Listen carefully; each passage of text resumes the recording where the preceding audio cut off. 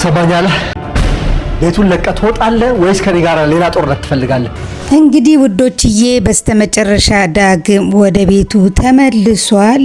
ነገር ግን ማነው ናሆም ቀድሞ ስለገባ ቀጥ ብለህ ትወጣለህ ወይስ አትወጣም በሚለው እየተጨቃጨቁ ነው ማለት ነው። በጣም ነው የተናደደው ናሆም። ምክንያቱም ስለ ዳግም እያሰቡ እያለ ነው የመጣው። ሲመጣ ደግሞ እንግዲህ ወይ ይሄ ልጅ እንደው የት ሄዶ ይሆን ምናምን እርግጠኛ ነህ ግን ለይኩን እመጣለሁ ብሏል እየተባባሉ ባልና ሚስት ነበሩ እየጠበቁት። ከዛ አዎ እመጣለሁ ብሎኛል እንግዲህ እያለ እየተባባሉ ናሆም ከቻለ ማለት ነው። ከዛ ማንን ነው የምትጠብቁት ሲላቸው ዳግምና ሌላ ማንን እንጠብቃለን ስትለው ወይዘሮ ዝናሽ ይሄን እኔ በሆን ኑሮማ አንዳችም ማንሽም እንደዚህ አትጠብቁኝም ነበር እሱ ስለሆነ ነው እያለ እየተበሳጨ ቁጭ ከማለቱ በሩ ተከፍቶ እንግዲህ ዳግም መጥቷል ማለት ነው። ዳግም በጣም ጎበዝና ሰው አክባሪ ነው። አቶ ለይኩን ጠርቶ ይሄን ያህል ቤት እንዲመጣ ይቅርታ እንደጠየቀው ሁሉን ነገር ስለነገራቸው አቶ ለይኩንን አክብሮ እንግዲህ ወደ ቤት ተመልሷል ማለት ነው። ግን ናሆም ብድግ ብሎ እንግዲህ ትወጣለህ ወይስ አትወጣም? ምክንያቱም ከዛ በፊት ይሄ ልጅ ተመልሶ የሚመጣ ከሆነ እኔ ከዚህ ቤት እወጣለሁ እያለ እያስፈራራቸው ነበረ።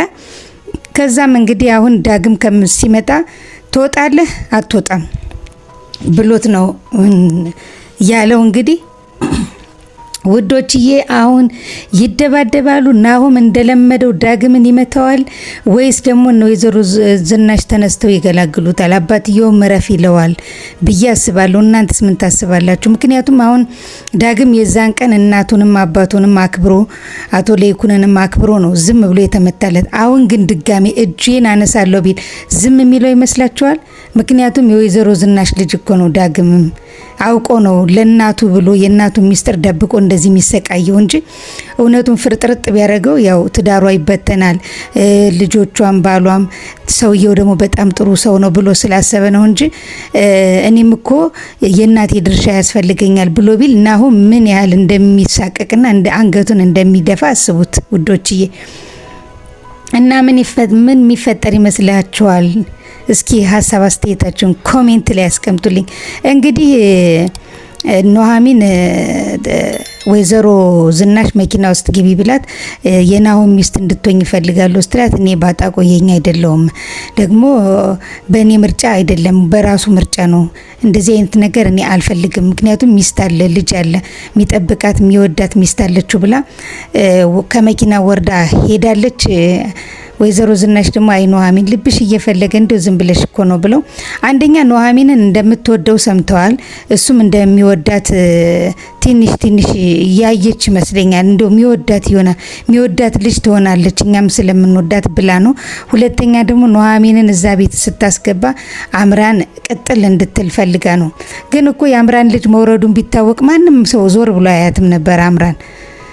እና አሁን ኑሐሚንም እንደማትፈልግ ገልጻላቸው ተለያይተዋል ማለት ነው። እንግዲህ አሁን እንግዲህ ኑሐሚን እዛ ቤት አልመጣም ብዬ ናሆም ሚስት መሆን አልፈልግም ብላ ስትላት ወይዘሮ ዝናሽ ሌላ አማራጭ ፈልጋለች። እሱንም ኤደንን ፈልጋ እዚህ ቢሮ ከምትሰሪ እኔ ቤት ለምን አትሰሪም ስትላት ያው ኤደንም የቤቱ ስራ ይሻለኛል ብላለች። እንግዲህ ወሬ በማመላለስ የምታገኘው ብር የበለጠ ስለሆነ እንደዛ ድጋሚ እንደዛ አይነት ነገር ይፈጠራል ብላ አስባ ይሆን አላቅም።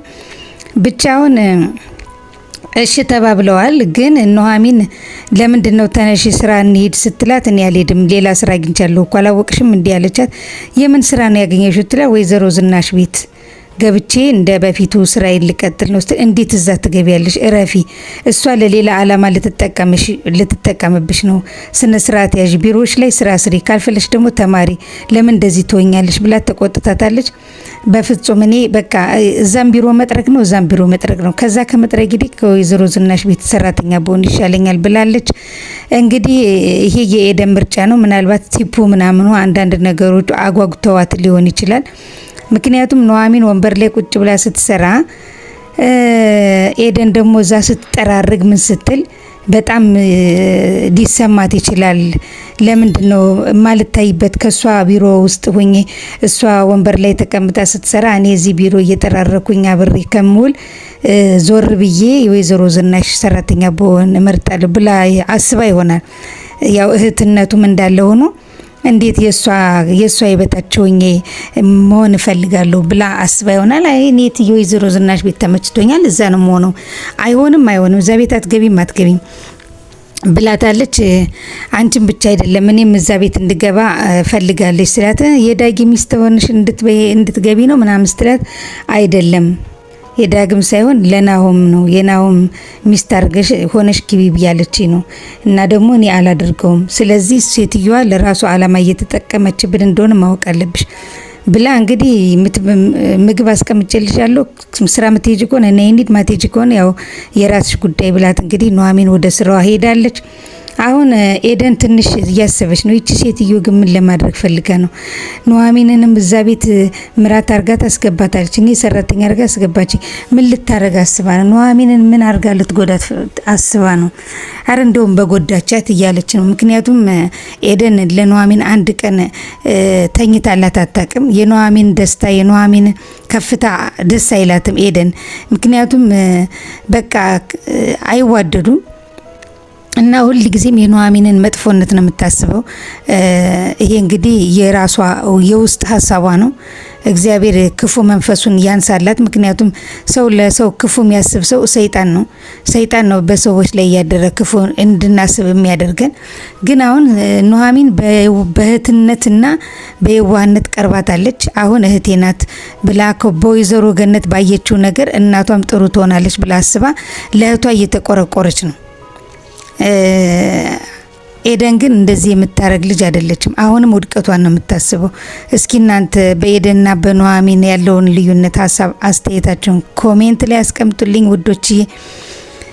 እንግዲህ ወይዘሪት ኑሐሚን ስራ ቦታ ሄዳ እንግዲህ እየሰራች እያለ ወይዘሮ ዝናሽ ቢሮ መጣ ከዳግም ጋር እያወራች ነበረ በስልክ።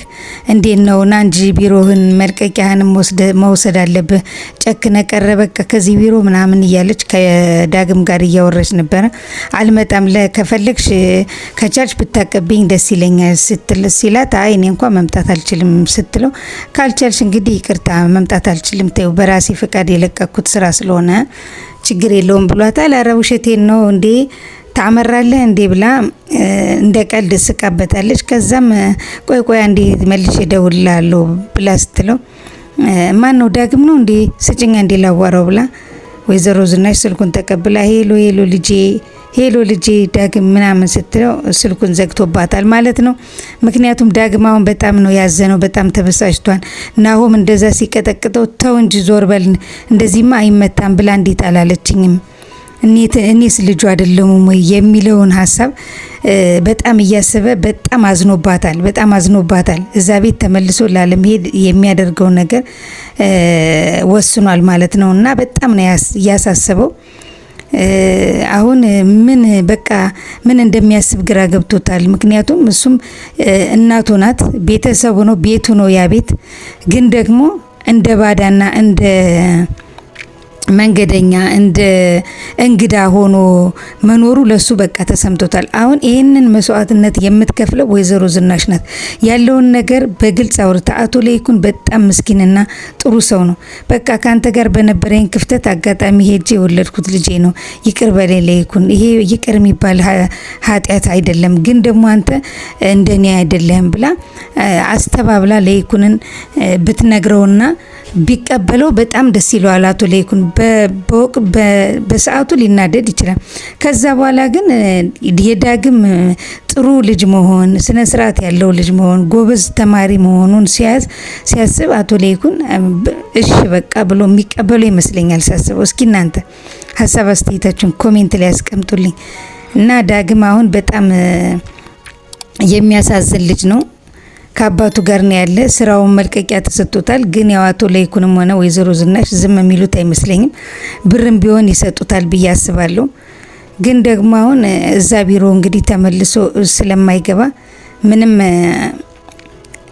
አልገባም ብሏል።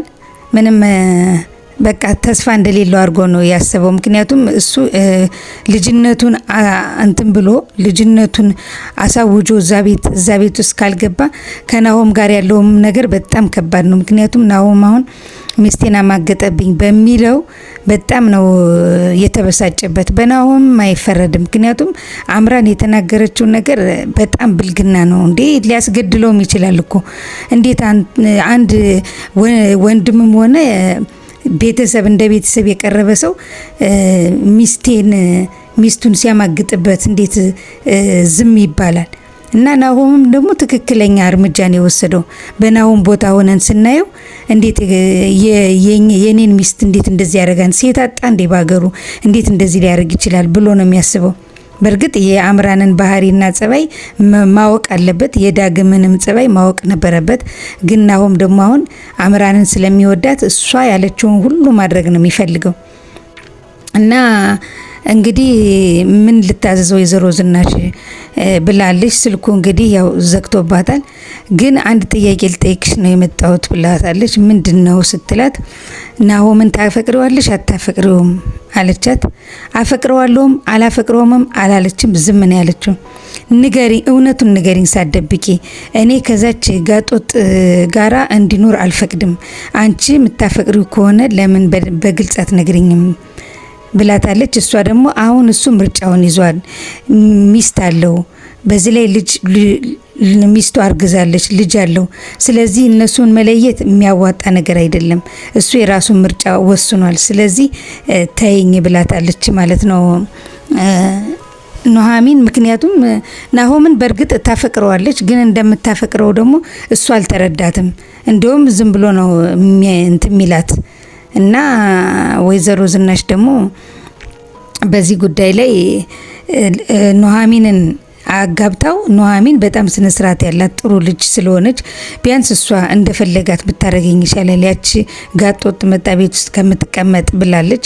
ሁለተኛ ደግሞ ባህሪዋን ስትረዳ ወደፊት ሚስቱ ሆና ላትቀጥል ስለምትችል ይሆናል። እናትነት እኮ ከባድ ነው፣ ይታያቸዋል እኮ እናቶች ይታያቸዋል። ስለዚህ ልጃቸው እዛ ቤት ውስጥ ገብታ እንደገና ደግሞ ከሱ ጋር ያላትን ነገር ሲጣሉ ቢታይ የሆነ ነገር ብታይባቸው ልጇ ሲበሳጭ ማየት ስለማትፈልግ ነው አሁን ወይዘሮ ዝናሽ ይሄን ሁሉ አካሄድ የምትሄደው።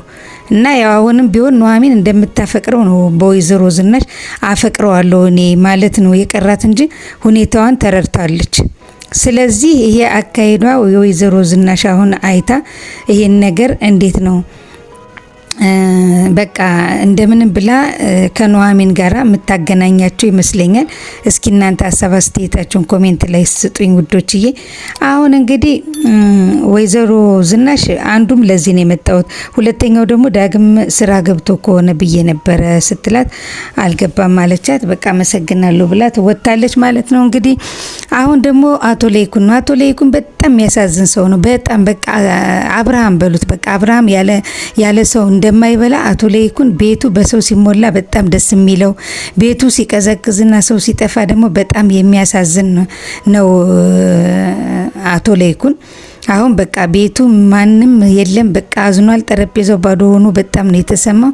ከዛ እንግዲህ ማናት ኤደን መጣ። እንግዲህ ምን ላቅርብ፣ ምሳ ላቅርብ እንዴ ጋሽዬ ነው ወይስ ልጆቹን ይጠብቃሉ ስትላቸው አንቺ ደግሞ ምን ትሰሪያለሽ እዚህ እንዴ ቢሮ ስራ ተስጥሽል እንዴ? አይ እኔ ወይዘሮ ዝናሽ እዚህ እንደሆን ፈልጋ ነው እና ያው እዚህ እኔ ተመችቶኛል ብላ ለማሳመን ሞክራለች። አቶ ለይኩን ግን ደስተኛ አይደለም። አይ ኑሐሚንም እኮ ፈቅዳልኛለች ብላ ጭራሽ ለኑሐሚንም ደግሞ እንትን ትላለች። አይ እኔ ግን እዚህ እንድትሰሪ አልፈልግም፣ ለምን እንደዚህ አይነት ስራ ትሰሪያለሽ እንዴ? ምን ነክቶሻል አንቺ ምናምን ብሎ በጣም ነው ያዘኑት። እሷ ግን በቃ ስራው ተመችቶኛል እኔ ምንም ችግር የለም ብላ እያሳሳቀች እንግዲህ አሳምናቸዋለች። ግን አሁን አቶ ተሰማና ወይዘሮ ገነት ሲሰሙ ምን ይላሉ ነው? ከቢሮ ጽዳትነት ወደ ቤት ሰራተኝነት ስትገባ ወይዘሮ ገነት ምን ታስባለች? መቼም አሁን ወይዘሮ ገነት ተቀይራለች ብዬ ነው ማስበው። ምናልባት እንግዲህ የሰው ልጅ ኑሮ ምኑ አንዳንድ ነገር እኮ ሊቀይረው ይችላል። አቶ ለይኩን ምንም ነገር የሌላቸውን ሰዎች ቤት ገዝቶ ስራ ሰጥቶ ይሄን ሁሉ የሚያደርግ ሰው እንግዲህ ካለ እኔ ለተሰማ ሚስቱ ነኝ ከነ ልጄ ተቀብሎኝ ሌላ ልጅ ሳልወልድለት አብሬው እየኖርኩ ከዚህ በላይ እንግዲህ ምን ጥሩነት አለ? ለምን ክፋት ትሆንበታለሁ ብላ አስባ ሊሆን ይችላል ወይዘሮ ገነት አሁን ከባሏ ጋራ ያለውን ነገር እንትን ያለችው እንጂ ወደፊት ኑሐሚንን አሽቀንጥረው ጥለው እንደዛ የሚያደርጉ አይመስለኝም። እንግዲህ ወይዘሮ ገነት የተቀየረች ይመስለኛል። እና እስኪ እንግዲህ ውሃ ጠጭኝ ብሎ ውሃውንም ካቀረበችለት በኋላ ይመስለኛል ውሃውንም ሳይጠጡ ነው አቶ ለይኩን የሄዱት። ምክንያቱም በቃ ጠረጴዛው ባዶ ሲሆን በጣም አዘኑ። አሁን እንግዲህ ኑሐሚን ናት። ኑሐሚን ደግሞ አሁን ፈልገኝ ነበር እንዴ ብላ መጣች ናሆም ጋር። ናሆም ደግሞ አዎ የሆነ የጫራታ ሰነድ ነበር ምናምን የታረክሽው ሲላት አስቀምጬልሃለሁ አላየውም እንዴ በደንብ ፈልገው እንጂ ተረጋግተ ፈልገው ስትለው ምንድነው ተረጋግተ ብለሽ ምትኝ? አንቺ ነሽ እንዴ ስለኔ መረጋጋት ምትነግሪኝ?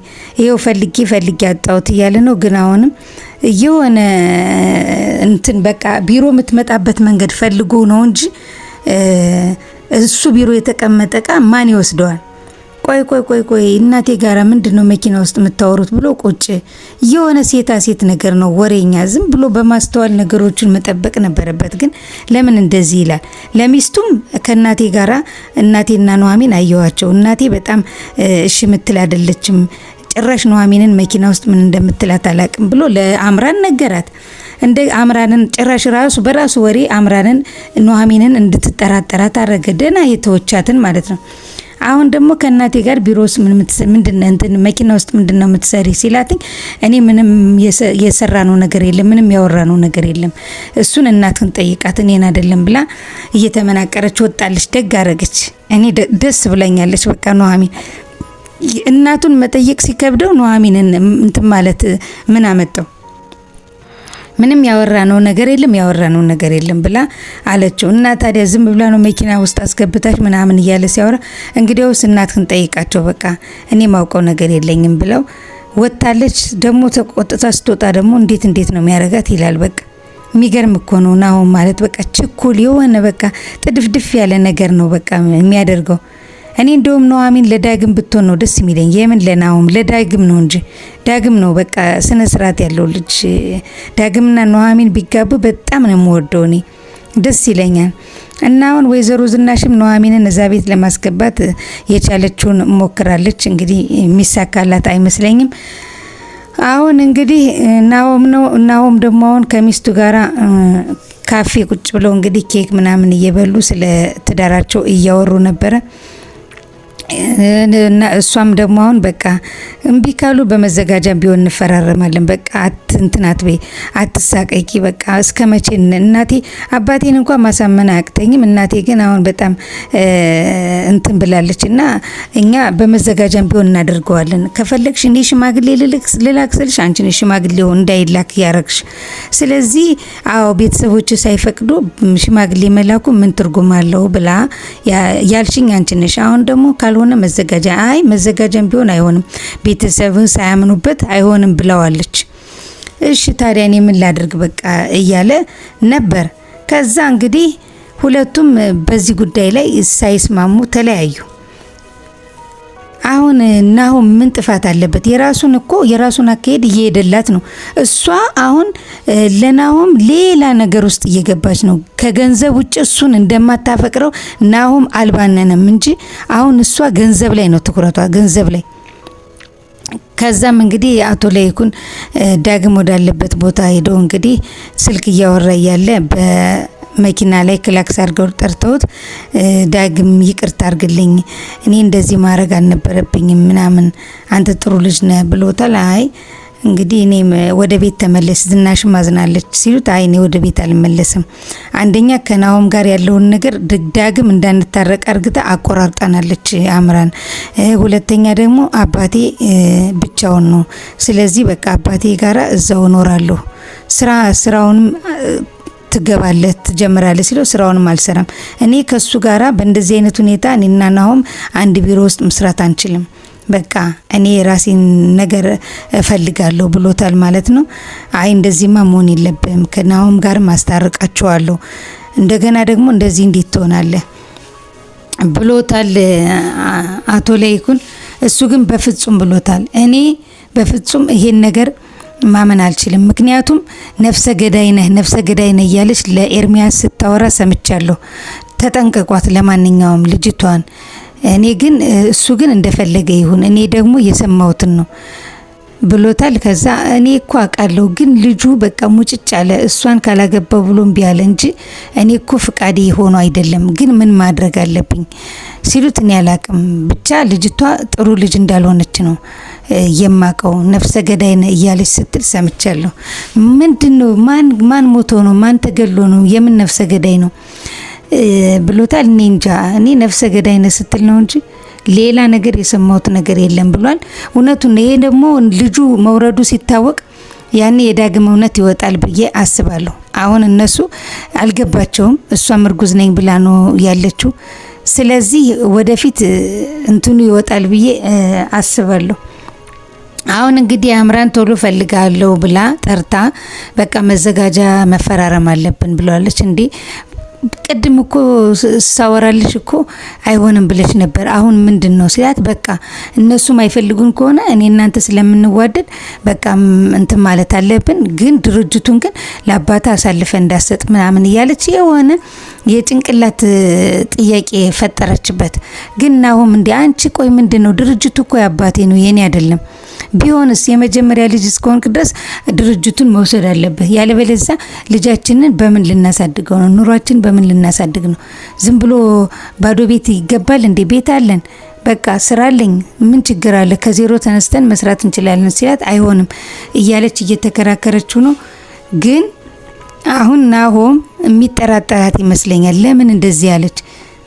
ከድርጅቱ ምን አላት? ሰርቼ እየገባው ነው፣ ቤት አለን፣ ምን ችግር አለ? ለምን እንደዚህ ያለሽ ብሎ ቢጠራጠር መልሱን ያገኘዋል ብዬ አስባለሁ። ምክንያቱም ኤርሚያስ የሚሰጣት የቤት ስራ ነው ይህ ሁሉ ነገር ምን ያደርጋት። ሲጀመር እሷ ከናሆም ጋር ከሆነች እኮ ምንም የቸግራት ነገር የለም። በስነ ስርዓት እሱን ለመፍታት ከተዘጋጀች ለምን ይሄንን ታስባለች?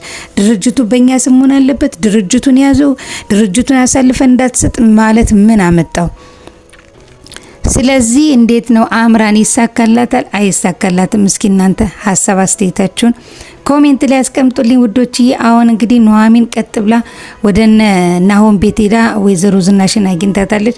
ከወይዘሮ ዝናሽም ከሶፋ ላይ ብድግ ብላ እንዴት ነሽ ደህና ነሽ ነው ምናምን ስትረ ለኔ ነው እንዴ ይሄ ሁሉ ከበሬታ ስትላው ጥቁር እንግዳ ቤት የመጣ አረ እኔ ጥቁር አይደለሁም ምን ያውን እህቴን ልወስዳት ነው የመጣሁት። ምክንያቱም እዚህ መስራት የለባትም አንቺ ለራስሽ አላማ ብለሽ ለወሬ ላመላላሽልነትሽ ለአንዳንድ ነገርሽ ብለሽ እሷን አትጠቀሚባት ብላታለች። እንግዲህ ያቺም ወሬኛ ስትወጣ ነይ እንሂድ፣ ለምንድን ነው እንደዚህ የምታደርጊው አንቺ ብላታለች። እንዴ አቶ ለይኩንም እኮ እሺ ብለዋል ምናምን ብላ ደግሞ ውሸቷን ደግሞ ትቀባጥራለች። በጣም እኮ የምትገርም ሰው እኮ ናት። በጣም የምትገርም እኮ ናት ኤደን ማለት በጣም የምትገርም ልጅ። በቃ ያንዱን ካንዱ ማላተም በቃ ስራዋ እና ከዛ አይሆንም ነይ ወደ ቤት እንሂድ ብትላትም ፍቃደኛ ሆና አልሄደችም። ኑሐሚን እንግዲህ የራስሽ ጉዳይ ብላት ወደ ቤቷ ሄዳለች ማለት ነው። መናገር የሚገባትን ነገር ተናግራ ሄዳለች። አሁን እንግዲህ ወይዘሮ ዝናሽም መጥተው ለይኩን መጥቷል እንዴ ሲሏት አዎ መጥቷል እና የት ሄደ ስትላት አይ ውሃ ማቅረብላቸው ነበር ምሳው ምኑም በቃ ጠረጴዛው ያ ሰው የሞላው ሁሉ ብላ እሳቸው ሲያወሩ ሰምታ ይሁን ምን ይሁን አላቅም። እንደገና የለመደ ወሬዋን ለማውራት ስትፈል ቆሌዋን ገፋ እንግዲህ አርፈሽ ወደዛ ስራሽን ስሪ ምናምን ብላት ወይዘሮ ዝናሽም አላዳመጠቻትም። ስነ ስርዓት ያዥ እኔ ወሬ አልፈልግም ብላት ወደ ስራዋ እንድትመለስ አድርገዋታል። አሁን ወይዘሮ ዝናሽ እርግጠኛ ነኝ ከራሷ ጋር ሆናለች። ይሄ ደባ ምናምን መጥፎ ነገር የምታስብ ሴት አትመስለኝም።